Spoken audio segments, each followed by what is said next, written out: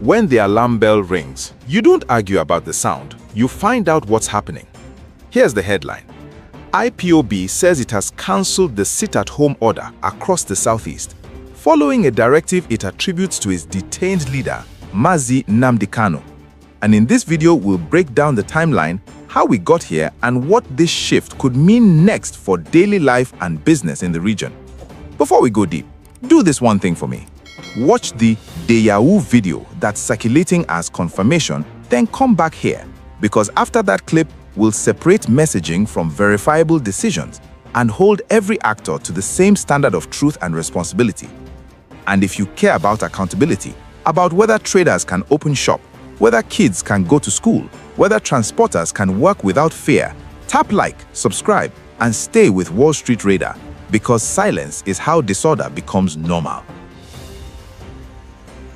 Good morning, good afternoon, good evening, dear friends all over the world. Today is 7th of February 2026. This information is coming from the table of Triple General Igwe Botozo and Major General Gento de Yahoo and all the 40 state commanders in Biafra land. As the information reaching to my table to inform all Biafrans,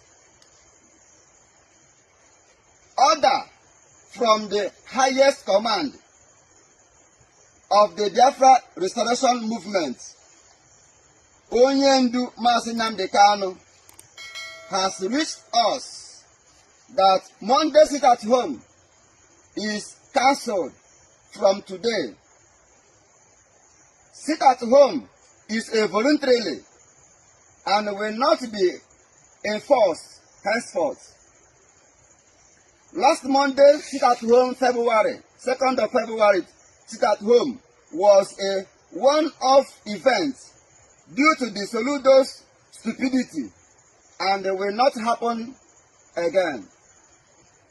Onitsha traders and Onitsha traders are Biafrans, and our children must return to school on Mondays, as commanded by our able leader, Mazi Nnamdi Kanu. Our job as guardians of Biafra land is to keep away Fulani terrorists from our land. That is the task our supreme leader, Mazi Nnamdi Kanu, gives us, and we must follow it to the letter. No enforcement will be tolerated henceforth. Our traders should decide if they want to open or not. Any intimidation from Soludo or any government will force us to react. If Soludo is as stupid to lock down any shop in Onitsha, his family, house, and that of his in-laws will be destroyed too. We are peaceful people, defending our land from Janjaweed killers, and we make no apology for that. Igbo politicians and the Nigerians should pray nothing happens to our supreme leader, Onyendu Mazi Nnamdi Kanu, because we would bring every politician children down, and Nigeria will burn. Our people should see what is happening in Yoruba land as an example of what happens to a lazy, cowardly people. Our supreme leader, Mazi Nnamdi Kanu, secured our land by setting up Eastern Security Network, and we should all be grateful to him.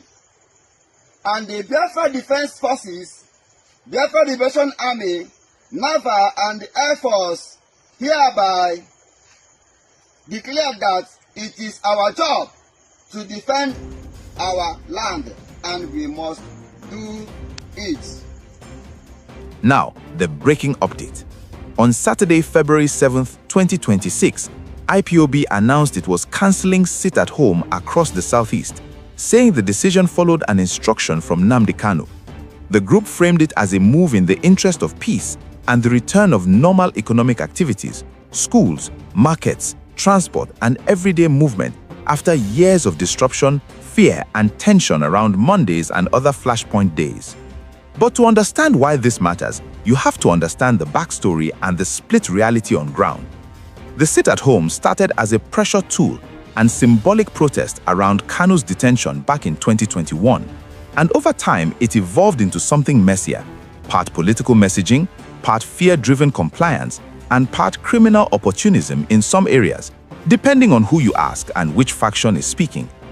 Even when IPOB's leadership has, at different times, said it prefers sit-at-home only on days tied to Kanu's court appearances, residents in parts of the southeast have still stayed indoors on Mondays because enforcement, real or rumored, has carried consequences people don't want to test. Then came the economic pressure point that made this latest episode explode into headlines again.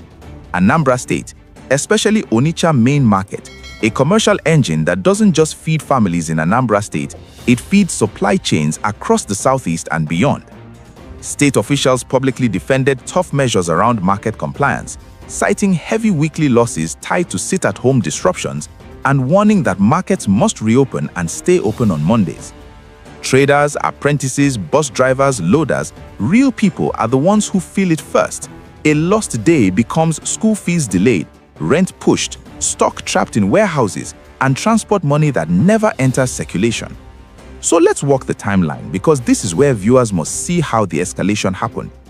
By Monday, January 26, 2026, the state government's posture hardened around Monday trading, and the Onitsha Ndaket closure became a major signal. Officials argued the market would be shut temporarily as punishment for observing sit-at-home, and they warned the closure could be extended if compliance didn't change. That same week, government voices emphasized security deployment and insisted markets should resume by Monday, February 2, 2026. Next, heading into early February, the information space got noisy. Alongside the official government messaging and IPOB's formal statements, a separate stream of command and control rhetoric circulated online, linked to a speaker claiming instructions from Kanu through a figure styled as Major General Gentle Deyawu, with February 2nd framed as the last enforced Monday sit-at-home, and with political threats directed at Governor Soludo.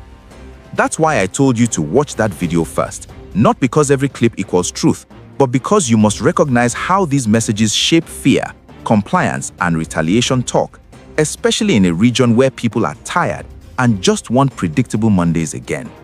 Here's a short rhyme to hold in your head. When words become weapons, markets become targets. That is the danger of loose talk, whether it comes from agitators, criminals hiding under a flag, or overzealous officials who forget that governance is not a wrestling ring. Now, the next key timeline marker. IPOB spokesman later described the February 2 sit-at-home in parts of Onitsha as a one-off reaction linked to grievances against the governor's approach, while insisting that IPOB had been working to stop the weekly Monday sit-at-home and distancing the group from those who enforce it. Not one single voice in the public imagination. The public conversation has long featured splinter narratives, enforcers, and individuals claiming operational control. That gap between formal statements and street-level enforcement is where fear grows and where criminal actors can hijack political slogans for profit. Now, the stakes. If this cancellation holds in practice, not just on paper, you'll see it immediately. Buses loading early on Mondays, traders unlocking shops without whispering, banks and couriers moving goods, and students sitting in classrooms instead of staying home. And if it doesn't hold, the damage is also immediate. One disrupted day becomes a tax on the poorest earners, and uncertainty becomes the real policy that everyone obeys. In a region built on trade velocity, Onitsha to Ada to Niue, anything that slows movement punishes livelihoods. So, Here's my one question to you in the comments. If leaders, government or separatists say they want peace and normal business, who is responsible for guaranteeing that ordinary people can open shop without fear on the next Monday?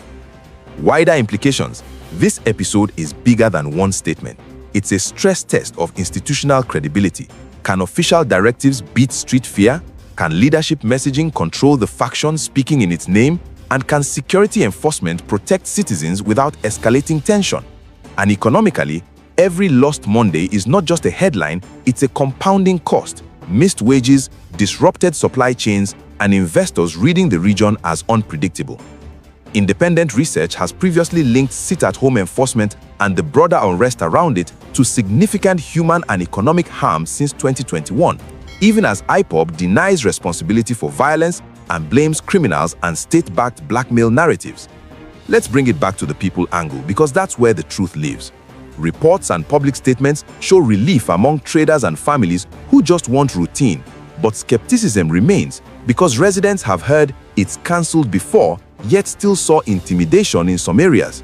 Transporters want passengers, apprentices want open stores, parents want safe school runs, market unions want predictable trade days, and everyone wants one thing: that Monday should be just Monday. To close, let's recap what is solid. IPOB says it has cancelled sit-at-home across the southeast following a directive it attributes to Nnamdi Kanu, and it urged a return to lawful activities. Separately, Anambra's government has been publicly pushing back hard against Monday shutdowns, tying them to major economic losses and using market regulation as leverage to restore normal trading. What I'm watching next is simple. February's next 2 Mondays. Do markets and schools operate broadly without fear? And do security agencies prevent intimidation from any side? And remember this proverb as you move on. He who wants peace must first remove the stone from the road. If you want the clearest, sharpest breakdowns that protect the public interest, subscribe to Wall Street Radar, share this video, and drop your on-ground observations in the comments. Facts only.